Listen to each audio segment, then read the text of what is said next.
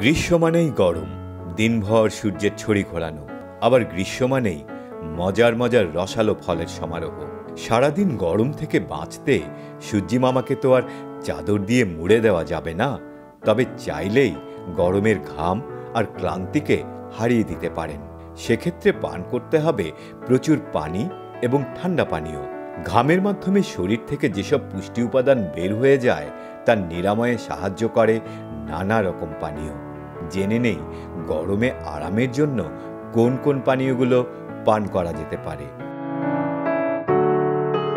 গরমের ক্লান্তি দূর করে নিমেষে তাজা করতে ডাবের পানির জুড়ি মেলা ভার। ডাবের পানি শরীরকে ভেতর থেকে ঠান্ডা করে শরীরের তাপমাত্রা নিয়ন্ত্রণে রাখে। প্রয়োজনীয় পুষ্টি উপাদানও পাওয়া যাবে নিয়মিত ডাবের পানি পান করলে। গরম মানেই আম, আর সেই আমের রসের মধুর স্বাদে মেতে ওঠা। আবার গরমে লাচ্ছি শরীর ও মনকে শীতল করে। টক দই, লেবুর রস আর বরফের সাথে আমের রস ব্লেন্ড করে বানিয়ে নিন মজাদার ও স্বস্তিদায়ক আমের লাচ্ছি। যারা মিষ্টি পছন্দ করেন তারা চিনির বদলে মধু যোগ করে নিতে পারেন। আমের রস, পুদিনা আর বরফের মিশেলে তৈরি আম পান্না গরমে স্বস্তি দেওয়ার পাশাপাশি পুষ্টিও যোগাবে। অতিরিক্ত গরমে হিট স্ট্রোক ঠেকাতে কাজে দেবে এই পানীয়।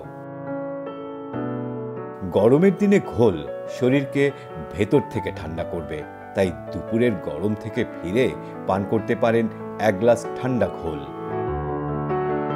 গরমে শরীর ঠান্ডা করতে লাচ্ছির জুড়ি নেই, দূর করবে পানি শূন্যতা। লাচ্ছিকে আরও রিফ্রেশিং করতে যোগ করতে পারেন পুদিনা পাতা।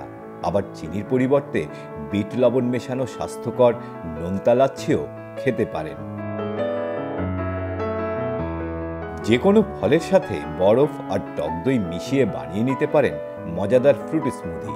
সাথে কয়েক ফোঁটা লেবুর রসে এনে দেবে রিফ্রেশিং অনুভব।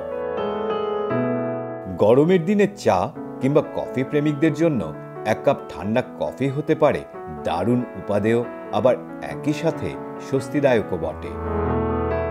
চা বানিয়ে আগে ঠান্ডা করে নিন, এরপর এতে লেবুর রস আর পুদিনা পাতা দিয়ে খেলে নিমেষেই দূর হবে গরমের ক্লান্তি।